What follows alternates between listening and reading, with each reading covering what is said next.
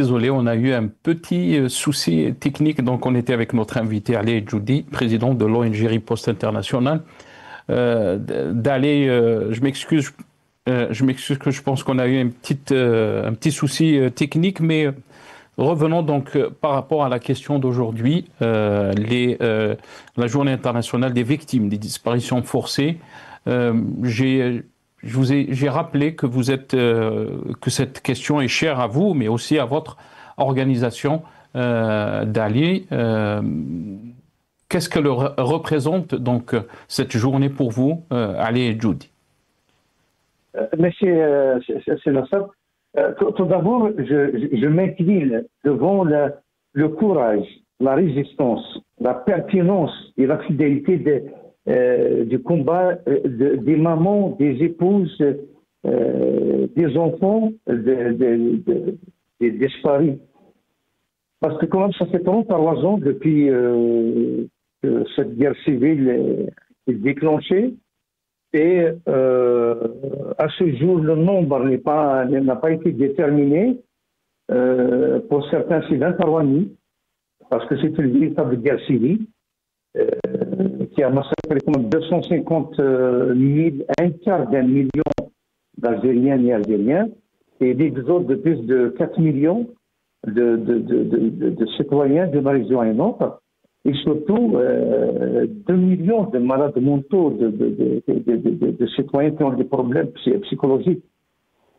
Mais à ce jour, le pouvoir ne fait aucun effort, justement pour apporter une réponse à ce phénomène, parce que il y a eu des disparitions au Maroc, dans certains pays, mais pour ce qui concerne l'Afrique du Nord, nous avons dépassé justement les normes. Même un disparu, c'est un crime contre l'humanité, c'est un crime contre les droits humains. Alors, tout d'abord, le pouvoir a tout fait pour manœuvrer. Au lieu de trouver des réponses, d'essayer d'accompagner les familles, durant toutes ces 30 années, il n'a fait que marchander pour acheter le silence des familles de ces disparus. C'est pour ça qu'aujourd'hui, j'aurai un grand hommage à Madame Ditour. Je m'incline devant son courage, sa lucidité, sa pertinence, sa fidélité pour ce combat. D'ailleurs, du collectif des familles disparues en Algérie. Elle a créé la Fédération mondiale pour les disparus. Pour dire que son combat a pris de l'ampleur. Elle parasite cette fédération qui regroupe des dizaines de pays, que ce soit en Asie, au monde arabe, en Afrique, en Europe et en Amérique. Donc j'ai dit que le pouvoir n'a jamais essayé d'accompagner justement ces familles. Il les a abandonnés. Pire encore, il refuse même quand ceux qui ont kidnappé leur enfant sont identifiés. Ils refusent de reconnaître. Ils refusent même de donner un document. Quand ils veulent avoir un document concernant le disparu, des fois, ils disent qu'il a été assassiné, des fois, c'est pas encore clair, des fois, c'est encore flou. Et le pouvoir a joué sur quelque chose. C'est justement incriminer ces mamans pour leur dire que vos enfants sont des terroristes. Bien que la grande majorité de ces disparus, c'est des citoyens qui n'ont jamais eu une carte de militant, ni du FNIS, ni d'un autre parti, même si, il faut le reconnaître, il y a beaucoup de terroristes qui ont été assassinés ou qui sont montés maquis. Ils sont passés, leur famille essaie de faire passer ça pour des disparus, mais la grande majorité de ces disparus, c'est des innocents. C'est des innocents qui n'ont commis aucun crime. C'est des innocents qui n'ont adhéré à aucun projet. Mais c'est le pouvoir qui a été identifié, des policiers, des gendarmes, des militaires, qui ont kidnappé ces citoyens devant les yeux, devant leurs enfants, leurs épouses, leurs parents et le pouvoir, ils sont peut-être encore de refuser d'accompagner. Il passe son temps à essayer de négocier pour acheter le silence et le son de ces disparus, tout en essayant de faire croire que ça y est, ils sont morts, il faut tourner la page maintenant. Et la loi de la concorde civile ou le Madani, c'est une loi c'est une encore dose de violence contre ces familles parce qu'ils ne peuvent plus revendiquer justement ce droit. Le refoulement de Mme Pitour de son pays n'est encore qu'une preuve de plus que ce pouvoir veut enterrer ce dossier. Nous, d'abord, moi, militant ancien militant du FFS et ancien militant de la Ligue de la défense pour les droits de l'homme, les RIAD, j'ai participé à plusieurs rassemblements devant le MDH. À l'époque, il était présidé par Razak Bara. Et on a tout fait justement pour épauler ces familles. Et à l'époque où j'étais militant du FFS, le siège du FFS de Hosseini était pratiquement le siège, le refuge de ces familles, le refuge de ces mamans, le refuge de ces militants qui revendiquent le droit. Après la création de notre ONG Riposte Internationale, d'abord, j'ai soutenu durant toute ma vie les revendications des familles des disparus et nous l'avons adopté en tant que Riposte Internationale. Donc, Mme Ditour fait partie de cette ONG et pratiquement j'ai participé à une grande majorité de missions de plaidoyer, de rassemblements, de rencontres internationales, que ce soit ici sur Paris, que ce soit à Bruxelles, que ce soit à Genève. Nous sommes partie prenante de ce dossier. D'ailleurs, le pouvoir, juste sur le facteur temps, bien pour l'anecdote, pour vous dire que son pays, quand il est passé sur la chaîne Khabar, et quand il a voulu dire que, écoutez, les disparus, c'est une poignée qui sont autour de la défunte, le Mardouma Ditour. Ils ont enterré Mme Ditour déjà vivante. Ils veulent justement que cette cause soit enterrée et jetée dans les oubliettes. Je salue à l'occasion, au passage, les membres de la PEMED qui ont créé aussi leur association au Maroc avec Rachid Mazouli. Depuis plus de 70 ans, ils revendiquent encore le droit à la justice, à la vérité. D'ailleurs, Mme Ditour a tout le temps, chaque année, présidé ou initié avec les militants, les camarades de la FEMED un rassemblement au Maroc. Et elle a tout le temps été tolérée.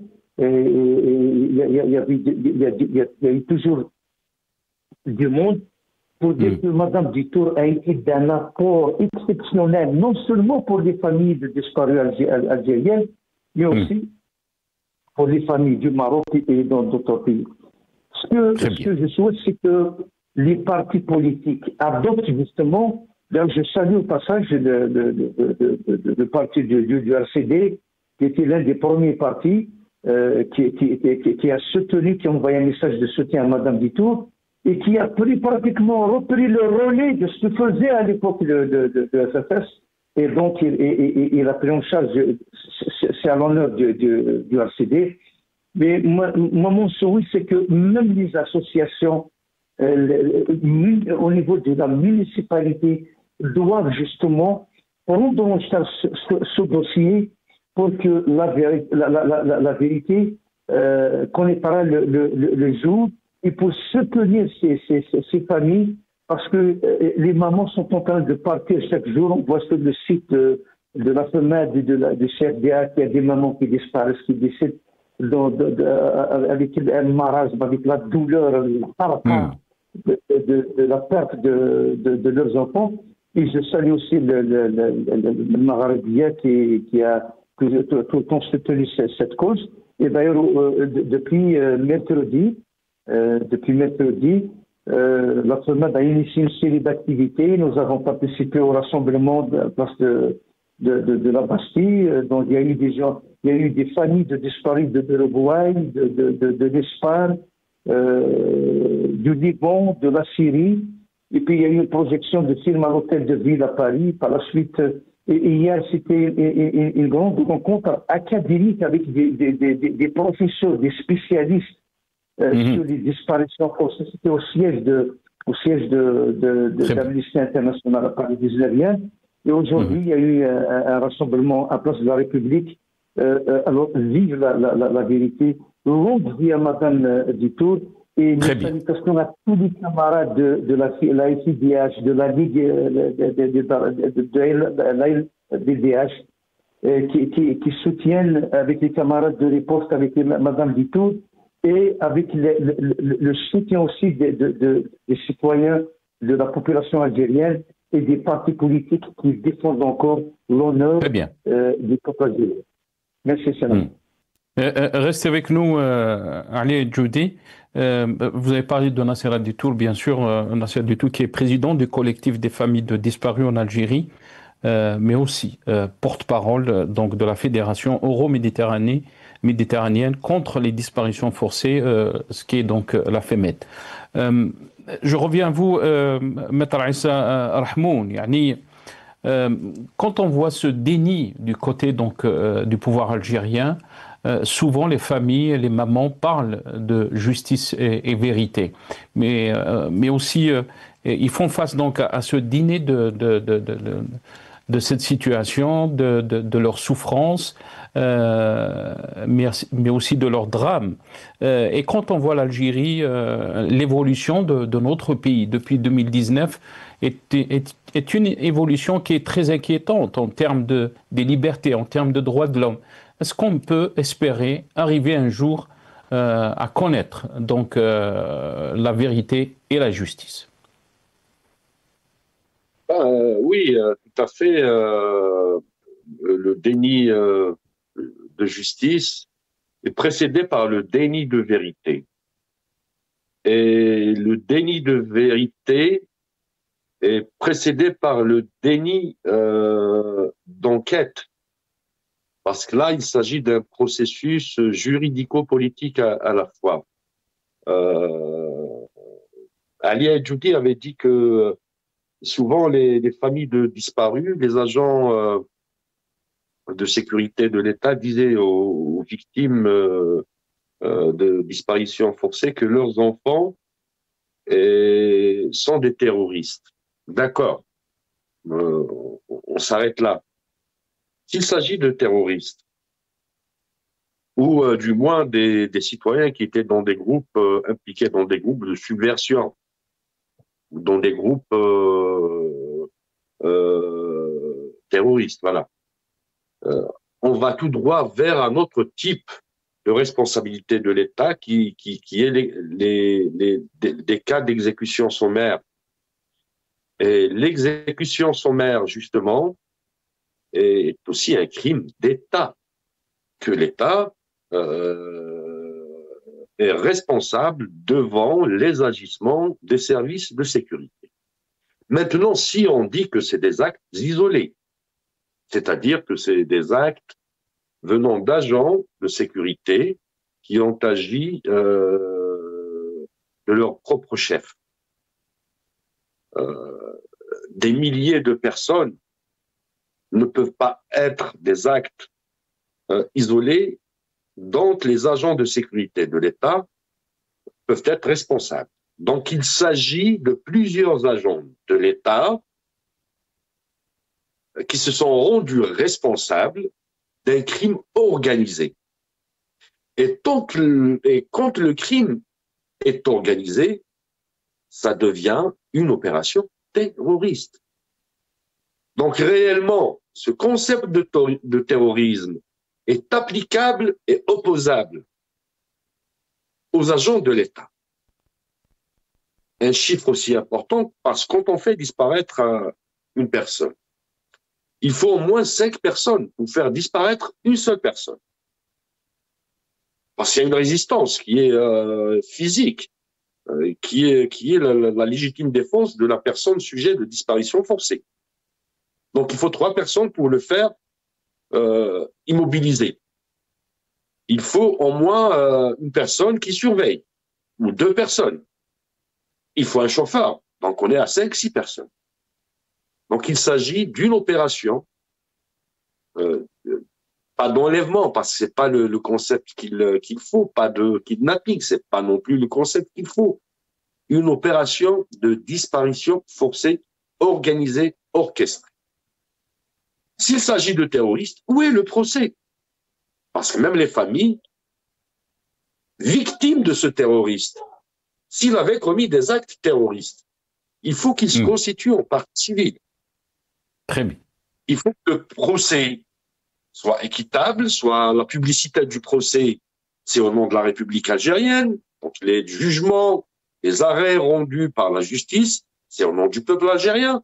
Il faut que le peuple assiste à ce procès. Et dans toute cette configuration, pour répondre à tes questions, Massa, le déni de justice, il est, avant le déni de justice, il y a le déni de vérité, et avant le déni de vérité, il y a le déni d'enquête. Dans tous ces 3 dénis, dans toutes ces négations, il y a une seule négation qui est apparente, la négation de l'état de droit. Et quand il n'y a pas d'état de droit, il n'y a pas de démocratie, il n'y a pas de respect de droits fondamentaux, de liberté individuelle et collective, on est dans une jungle. Voilà. Et quand on est dans une jungle, durant les années 90, mais il faudra le faire.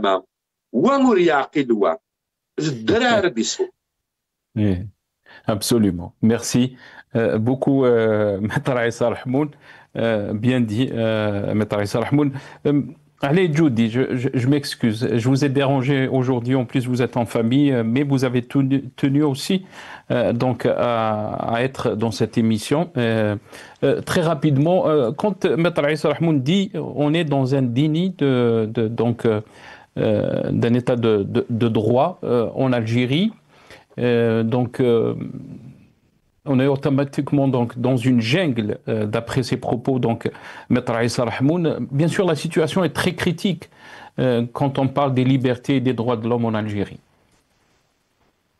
Allez, Judy. Je salue justement, je salue les propos de Maître Rahmoun. Je persiste et je sais, nous sommes dans un état de non-droit. C'est la jungle, c'est une mafia. Là où il n'y a plus de transparence, là où il n'y a plus de justice, là où il n'y a plus d'un système judiciaire crédible, indépendant, là où la police est sous la botte de la police politique, eh bien, on ne peut rien attendre de cet État ou de ces institutions, parce que pratiquement, notre pays n'a plus d'institutions. Il y a des groupuscules, il y a une mafia qui se accaparer les institutions, justement, qui sont accaparées toutes les institutions de l'État. La police politique est plus présente aujourd'hui, puisque le temps des années 90 de Toufir. Aujourd'hui, justement, la terreur a été décentralisée. À l'époque, les décisions sont prises à haut niveau. Aujourd'hui, c'est un simple policier au niveau de la PAF, au niveau du commissariat de police, peut vous humilier, peut vous tabasser, peut vous créer un dossier même vie. Juste, je souhaite rebondir sur quelque chose que j'ai dit tout à l'heure, et me paraît ça bien fait de commenter. Justement, l'État, quand il accuse justement ces disparus de terroristes, justement, c'est pour justifier le crime. Attention, même les terroristes, ils ont droit à un procès équitable. Les plus sanglants sur la recette planétaire, ils ont droit à un procès équitable après qu'ils soient condamnés. Ça, c'est l'affaire de la justice. Mais il y a des exécutions en dehors de toutes les institutions. D'ailleurs, aucune question n'a eu une réponse de la part de ce pouvoir depuis longtemps. justement la concorde civile, l'OIM et toutes les lois qui ont été imposées par l'État unilatéralement, à ce jour, n'ont pas trouvé de réponse. Les gens se demandent pourquoi ils sont morts. Qui a donné l'ordre? C'est qui ces gens qui sont dans les maquis? Comment ça se fait qu'un frère peut tuer son frère, un père peut vendre sa belle-fille? Mais alors, c'est un phénomène. Malheureusement, ce que l'État essaye de cacher, il n'est plus possible de le cacher parce que sur les réseaux sociaux, il y a ces histoires qui reviennent. Il y a sur TikTok chaque jour des histoires de la Disney noire ou de la guerre civile parce que le pouvoir a pu se refuser de reconnaître que c'était une guerre civile. Et encore, il faut dire que aussi, ces groupes armés, il y a des groupes armés qui ont juste, je termine juste quelque chose, c'est ça.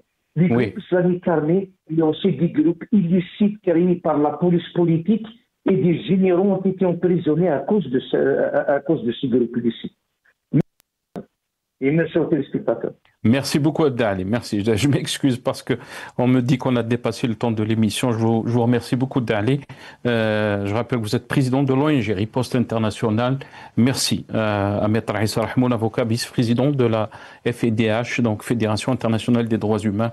Et merci aussi à Fatma Zouhra Boucherf, vice-présidente de SOS Disparu. Merci à vous, chers téléspectateurs, d'avoir suivi cette émission. Au revoir.